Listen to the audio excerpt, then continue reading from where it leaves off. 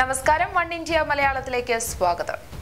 കുടിപ്പകകൾ എരിഞ്ഞു നിൽക്കുന്ന കടത്തനാടൻ കളരിയംഗത്തിന്റെ നാടായ വടകരയിൽ ഇക്കുറി കനത്ത പോരാണ്. സിറ്റിംഗ് സീറ്റ് നിലനിർത്താൻ കോൺഗ്രസ് ആഞ്ഞുപിടിക്കുമ്പോൾ പരമ്പരാഗത കാര്യത്തിൽ മണ്ഡലം തിരികെ പിടിക്കാൻ എല്ലാ തന്ത്രങ്ങളും പയറ്റുകയാണ് CPM. കൂടുതൽ ശക്തമായ സാന്നിധ്യം ഉറപ്പിക്കാൻ BJPയും കഠിനയത്നത്തിൽ. ജീവൻ മരണ പോരാട്ടമാണ് വടകരയിൽ.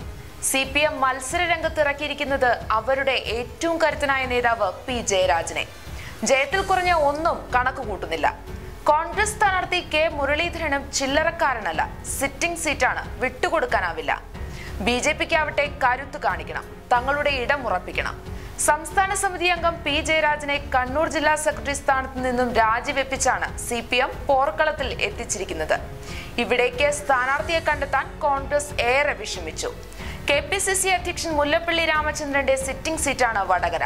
നാട്ടിൽ നിന്നും കേന്ദ്രത്തിൽ നിന്നും ഏറെ സമ്മർദ്ദങ്ങൾ ഉണ്ടായിട്ടും അദ്ദേഹം മത്സര രംഗത്തേക്കില്ലെന്ന ഉറച്ച നിലപാടെടുത്തതിനെ തുടർന്ന് ഏറെ ചർച്ചകൾക്കൊടുവിലാണ് വട്ടിയൂർക്കാവ് MLA കൂടിയായ K. മുരളീധരനിലേക്ക് എത്തിയത്.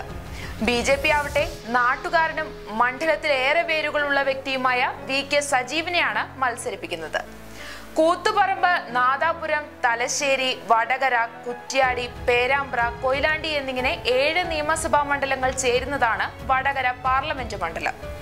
2014 പാർലമെന്റ് തിരഞ്ഞെടുപ്പിൽ നാദാപുരം, വടകര, കുറ്റ്യാടി, പേരാമ്പ്ര, കൊയിലാണ്ടി എന്നീ നിയമസഭാ മണ്ഡലങ്ങളിൽ UDFും തലശ്ശേരിയിലും കൂത്തുപറമ്പിലും LDFും ലീഡ് ചെയ്തു.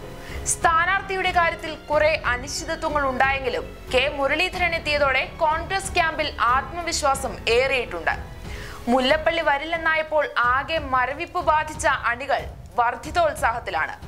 അണികളെ ഉയർത്തിയെടുക്കാൻ തന്ത്രശാലിയായ K. കരുണാകരന്റെ മകന് ആവുന്നുമുണ്ട്. കോഴിക്കോടിനെ 3 തവണ പാർലമെന്റിൽ പ്രതിനിധീകരിച്ച മുരളീധരന് വടകരയിൽ ശക്തമായ ബന്ധങ്ങളാണ് ഉള്ളത്.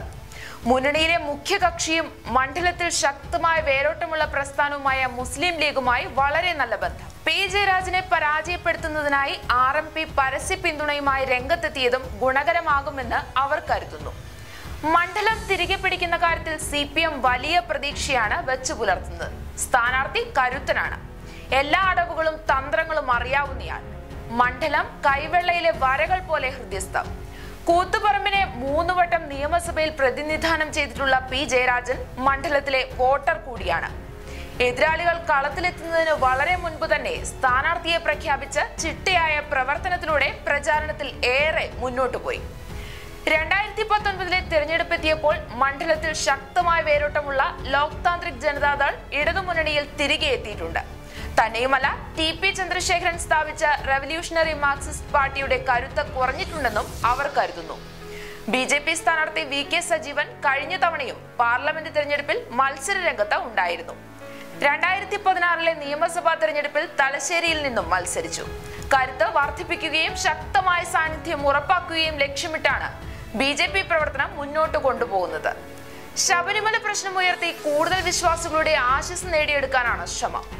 സംസ്ഥാനത്ത് ഏറ്റവും അധികം രാഷ്ട്രീയ കൊലപാതകങ്ങൾ നടക്കുന്ന സ്ഥലമാണിത്. അതുകൊണ്ട് തന്നെ അക്രമ രാഷ്ട്രീയമാണ് തിരഞ്ഞെടുപ്പിലെ മുഖ്യ ചർച്ചാ വിഷയം. കാസർകോട്ടെ കല്യോട്ട് അടക്കമുള്ള അടുത്തിടെ നടന്ന കൊലപാതകങ്ങളെല്ലാം സജീവമായി ചർച്ച ചെയ്യുന്നുണ്ടെങ്കിലും TP വധം ഇക്കുറിയും പ്രചാരണ വിഷയം തന്നെ. തങ്ങളുടെ സ്ഥാനാർത്ഥി RSS അക്രമ രാഷ്ട്രീയത്തിന്റെ ഇരയാണെന്ന കാര്യം CPMഉം ചൂണ്ടിക്കാട്ടുന്നു. RMP UDFന് പരസ്യ പിന്തുണയുമായി എത്തി P. ജയരാജനെ ലക്ഷ്യം വെച്ച് പ്രചാരണം ശക്തമാക്കുകയും ചെയ്തു. ജയത്തിൽ കുറഞ്ഞൊന്നും ഉൾക്കൊള്ളാനാവാതെ കോൺഗ്രസും CPMഉം. കൂടുതൽ വാർത്തകൾക്കായി വൺ ഇന്ത്യ മലയാളം സന്ദർശിക്കൂ.